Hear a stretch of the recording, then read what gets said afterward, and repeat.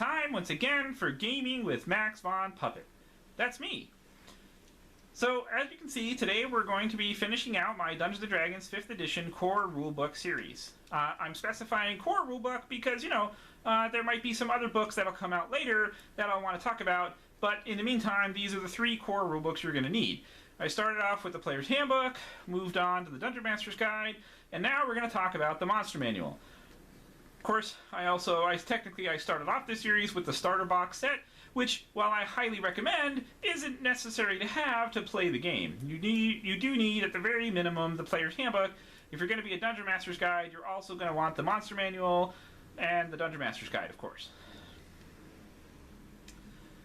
So, let's take a second to talk about artwork. I know I've spent a lot of time in the last 2 videos just bragging about how great and wonderful the artwork in D&D 5th Edition really is, and it is. I stand by that statement. It's awesome. And I know I spent some time in the last video talking about how you guys are probably sick and tired of hearing me talk about the artwork. And I'm going to warn you in advance. I'm going to spend a lot of time talking about the artwork in this book. Well, maybe not a lot of time, but I'm going to spend some time talking about the artwork in this book because this book, the Monster Manual, let's face it, is all about the artwork. The Monster Manual, each monster in the Monster Manual has their own individual piece of artwork, and they're at least 1 page dedicated to that monster, and that's totally awesome. And so therefore the artwork is vitally important to this book. And so I'm going to start by talking about the artwork on the cover. Let's take a look at that cover. Isn't that cover awesome? This is what I was talking about when I talked about the Player's Handbook and how I thought the cover on the Monster Manual would have been a much better cover for the Player's Handbook, because look at that. It's just awesome. It's way, way better with the Beholder, which is a much more iconic creature. Although I still think it should have been a dragon. And I just think I'm still, personally, I'm just still kind of disappointed with that cover for the Player's Handbook. But I love the cover for this book. I love that Beholder. I love that the party is fighting it, but also seems to be kind of scared and on the run. It's just awesome. It's great. As a DM, I get a kind of little evil joy out of looking at that cover. It's really kind of cool. But I am going to spend some time opening up the book and showing you some of the artwork on the inside, because, like I said, the artwork is important to this book, and we're going to take a look at it.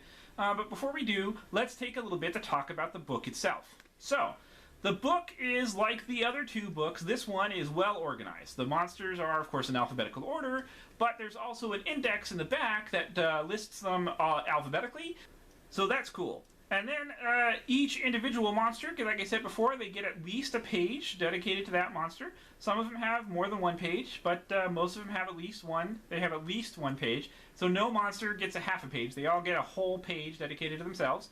And the stats for the monsters are pretty well organized. It's easy to read. Everything's easy to find. It all makes logical sense when you're going through it. Nothing seems to be out of order. It all works out pretty well and is easy to function and look at when you're trying to find the stats you need. In the back of the book are standard creatures that wouldn't really be considered monsters per se. Stuff like horses and giant rats and things like that. So they're all in their own little section. Pigs and cows and stuff like that. They're all in their own little section in the back. Common animals. And also there's a cool little section in the back for NPCs. So, like, if you wanted to have an NPC wizard, there's a stats block for that. If you wanted to have, like, maybe like a bandit or something, there's stat blocks for those guys in there, too. So it's kind of cool. There's some neat stuff in there. All kinds of cool stuff that wasn't common in previous monster manuals, but it is included in this one, and I kind of like it. So overall, I think it's a good book. Let's go ahead and take a look at the artwork on the inside, and then I'll give you my final overall rating. So here's another shot of the cover of the book before we get into the inside of it. I really like this artwork. I think it's cool. That dwarf looks like he's about to get in a really good shot right there. It's pretty cool. Alright, so let's take a look at the inside. So, we're just going to flip around. Hey, speaking of beholders, here's some beholders right here. Again, here's some of that really cool artwork I'm talking about. Look, there you go. That's totally awesome. So, like I said before, each creature gets at least 1 page. The beholders are an exception. They get a lot of space. You saw before, they have those 2 pages over here. that describes what beholders are like and gives you some details about the different types of beholders. And then it goes over here for the stat blocks, and you can see that the regular beholder just gets a monstrous stat block, and the Death Tyrant also gets a monstrous stat block because, you know, they're beholders. They get a bunch of really, really cool stuff. And then there's another type of beholder right here called the Spectator. There's another one. Here's an example of Blights. Blights are they're a 3rd edition monster that got carried over into 5th edition, and I like them. They're a pretty cool monster type. Just some other ones. Some good old-fashioned ones. Bugbears. And there's some artwork for the Bugbear that's appeared elsewhere before. But let's go back and look at the Blight the Blight artwork. The Blight artwork is pretty cool. Look at the 3 different types of Blights right there. And this really cool kind of realistic kind of artwork. I really dig it. I like it a lot. It's kind of a little bit maybe subdued compared to other artwork that we've seen, especially like for Pathfinder, which goes really far out in their artwork. Don't get me wrong, I like Pathfinder artwork. It's awesome artwork, but it definitely doesn't have that realistic look to it that a lot of the artwork in these kinds of games does. There's a Bullywug, one of my all-time favorite monsters, Bullywugs. I don't think they get used often enough.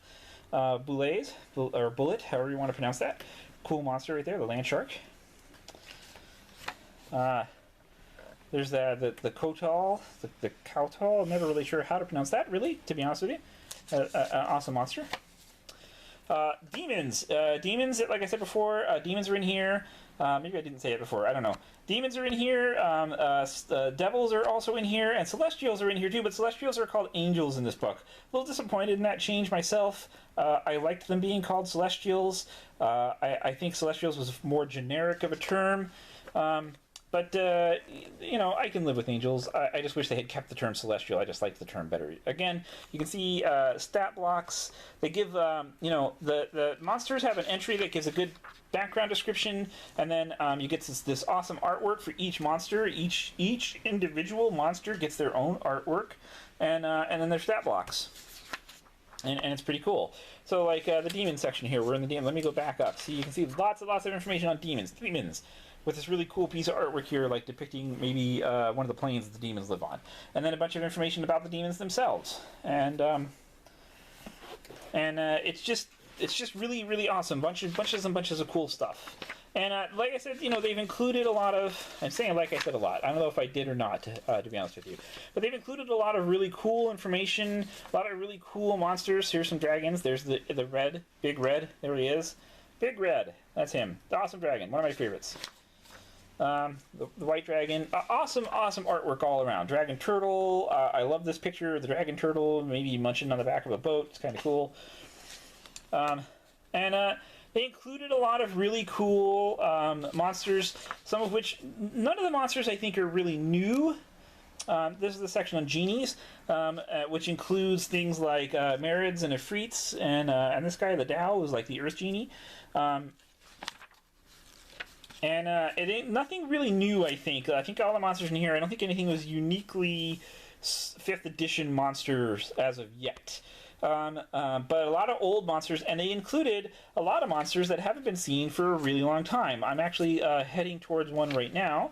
HI, Intellect Devourer. I love this picture of the Intellect Devourer. Again, one of my favorite monsters. It's just kind of a creepy monster, and I think a lot of artwork for it in the past kind of made it look a little dopey and weird looking, like a dog that had a brain body instead of a regular body. But this one kind of makes it scary and creepy, and I like that.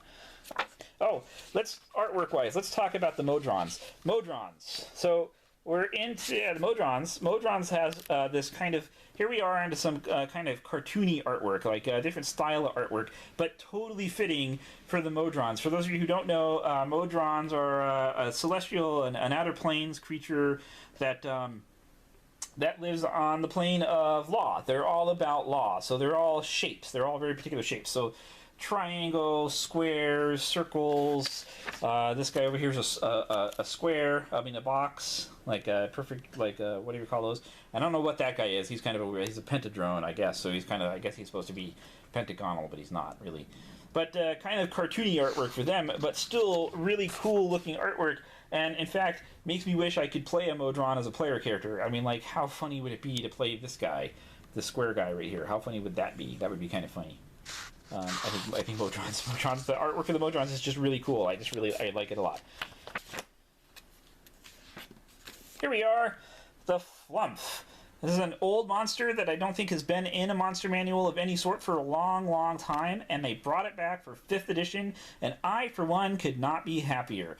For those of you who are not familiar with the Flumph goes all the way back to 1st edition Dungeons & Dragons from a book called The Fiend Folio.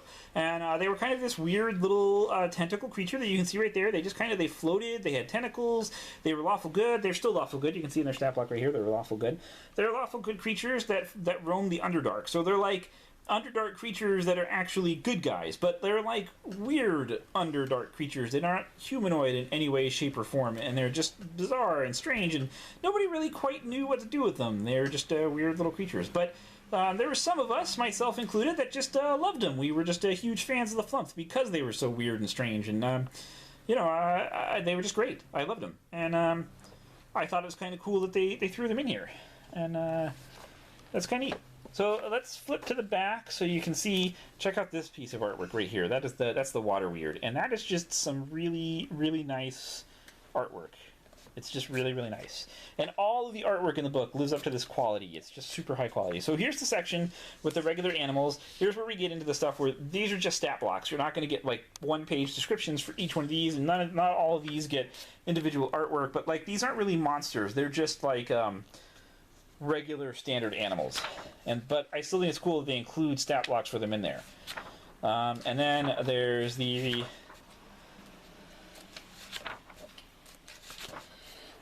an NPC section. So here's the NPCs. It includes bandit captains and berserkers. You can take your guess as to which one this guy is. Cult fanatic. So there's a cultist in here. It's kind of cool, kind of neat stuff in here. Mage. So if you, like I said before, if you want to include a wizard, they're in here. There's another guy right here who I think is supposed to be a druid. Kind of cool looking. And then there's the index alphabetically. Right, so there's all the monsters listed alphabetically, which is kind of weird when they're listed alphabetically in the table of contents. So drawback there, I suppose. I thought that for sure there was an index in here that listed them by challenge rating. I'm wrong. There is not, and disappointing that it isn't. But still overall pretty good. And there you go, the inside of the book and the artwork in here. It's some little pencil artwork here on the side. It's kind of funny. I like some of this. So there you go.